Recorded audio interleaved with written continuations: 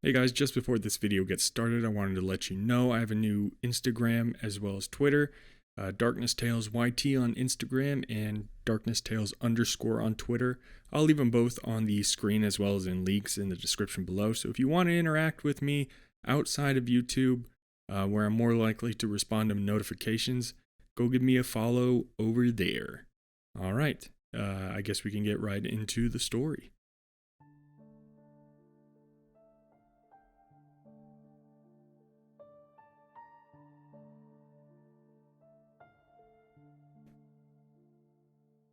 The final entry in the notebook that I found with him. Write everything down, it says, a part-filled notebook of weathered yellow paper, brittle like autumn leaves. I open the pages. A diary? No. Just events. Mundane moments of a day. Every 2 or 3 pages. Write everything down. Does this belong to me? I take the notebook and extract the pen that's clipped to the ring binder. I do as it says. I write all this down. A bedroom, dust covered. I walk around and try to find something familiar. Is this my room?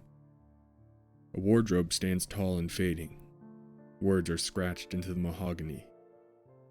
Where's something from here? I open the wardrobe. It's empty. A pile of clothes lie on the floor and I get dressed into them. Flannel shirt, jeans, the smell of wet earth. Outside the bathroom hallway, I shout, "Hello?" No one answers. This is my house.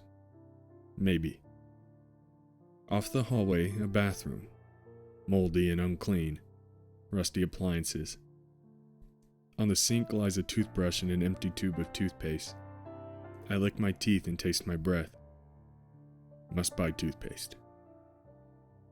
On the wall above the sink, words in this handwriting, with an arrow crudely drawn pointing to a cracked mirror reads, "This is your face." My face. Gray beard, gray hair, gray eyes, gray skin. I look unwell and old. Lines crisscross from the corners of my eyes and run into deep channels on my forehead. I must be in my 80s. I want to cry. I don't remember yesterday. Downstairs by the front door, a note reads, "Do not let them in. If you see them, hide." In the living room, empty cups stand like soldiers on surfaces. Fruit flies gather in the air like cloudburst. On the coffee table, a framed photo, one half covered by a note nailed to the brown wooden frame. The uncovered half shows a face. My face. Yes, from the mirror. But younger. Happier. The note says, "This is Jean. You love her." I bend the note back. In the photo stood next to me a woman. Blonde hair, eyes blue and inviting, a scar on her lip. She is beautiful. "Jean? Hello? Jean, are you here?" I ask the house. The house does not reply. Next to the photo, a passport. I leaf through the pages. My face again, stony and staring. My name there. Andrew, or Andy? Andrew and Jean. Andy and Jean. I don't know. I like Andy. The world feels right in my mouth. My stomach rumbles. The next room, the kitchen. Empty cans and packets pile high. I can't see the floor. I wade through the rubbish like a swamp. Moldy food gathers on moldy workshops. I open the cupboards. All empty. Through the kitchen window, the garden, overgrown. A note on the back door. Be careful. They could be anywhere. When did I last eat? I turn to the living room, but it catches my eye. There, through the kitchen window, caught in the briars. It is tied by a string to a red balloon that hangs low and listless. A dull red dirigible covered in the dirt of a long road traveled. The balloon seems shriveled, a belly half full of helium. The note flaps in the breeze as though waving to me. I open the back door, slowly, remembering the warning. Was there another warning about outside? Long grass tickles my hands. Hidden in the grass, I see the body of a cat. It's been there a while, wet, decaying skin lathered over dark gray bone like a liquid blanket. I grab the balloon-tied note and run inside. The note says, "There are survivors of the wipe, and we remember everything. We have food and shelter." And then a map. Directions. I do not know to where. The wipe? They have food? I feel my ribs, bone like the cat. I tie the balloon to my wrist. Kitchen, to living room, to hallway. I walk. Where am I? A note on the front door. Do not let them in. If you see them, hide. See who? How did I get here? They must be crazy. I don't know where I am.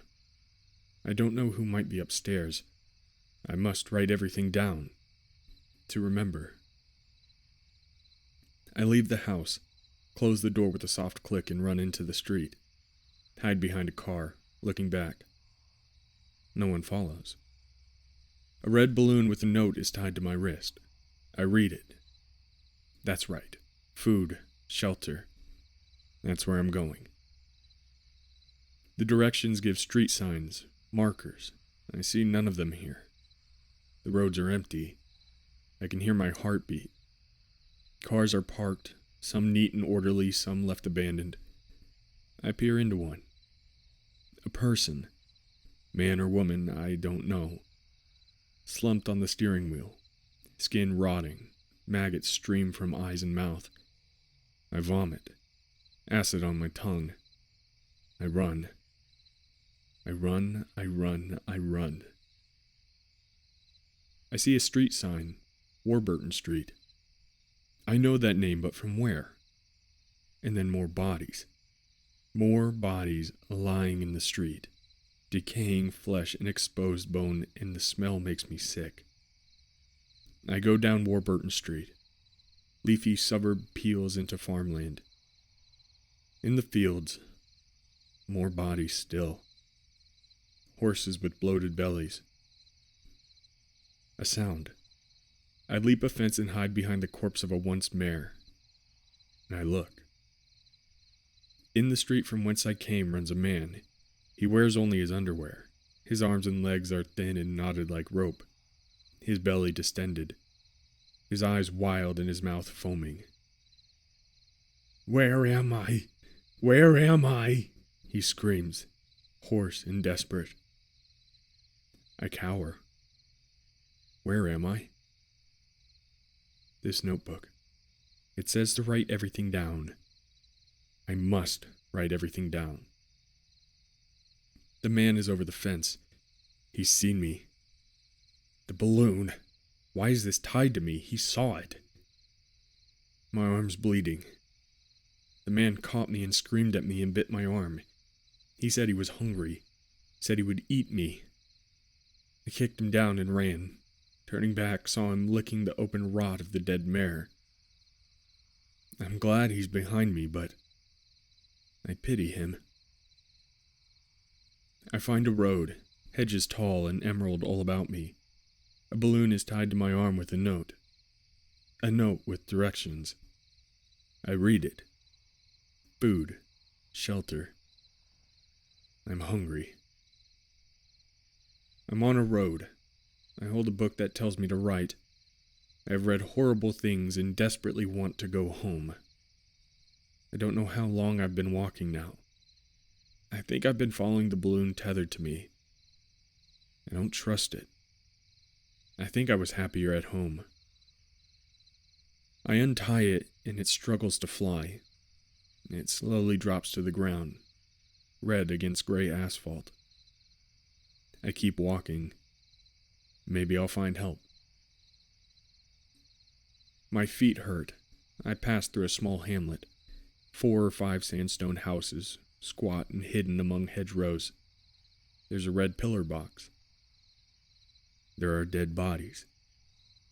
In the street, there, someone breathing? A woman, skeletal, holds a bundle of cloth to her breast. I do not want to know what it contains. What happened here? Can you stand? Can you talk? I ask. I don't know. Who are you? Please help me, she pleads. I do not know how, so I ask her. Just kill me, she says. I can't. I apologize and she only nods. She looks so tired, her eyes vacant. I must find help, must remember. I should write everything down. Fields, now lined with tall hedges. In the hedges, balloons, red balloons. 1 or 2, then more and more. Some full, some sagging, some popped and strewn like confetti. I follow the hedges round, and there, a farmhouse. Smoke billows from a chimney.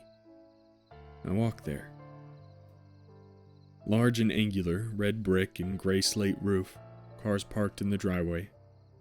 The door's white, paint peeling. A sign on the door reads, Garstang House. I know that name. Is this my home? I knock. A woman answers. She's short with white hair, eyes blue and inviting, a scar on her lip. She's beautiful. She watches me write but says nothing. She wears a name badge. It says, Andy. A man brushes her aside with a calm hand upon her shoulder. He looks at me, disbelieving. He asks me my name, watches me write. My name? Jean, I say, although I do not know why. He asks me how I got here, if I found a balloon. I tell him no. I don't know how I got here. He looks at me curiously now. Can I trust him? I will apologize and leave. This is not my home. He stopped me, said I must come in, that I will be safe now, that they have food. I'm so hungry. He said he was surprised there are others. Others? That woman, Andy? Yes, Andy, she's in the hall and smiling. Other people appear from doorways on the landing. Some wear name badges. Do they all live here? The man asks me for this book. I tell him no, that I must write everything down here. He says I don't need it anymore, and that I'm safe now, that I'm home. Home? This is my home? And Andy, is she? Jean and Andy? I want to cry. I don't remember yesterday. I will give him the book.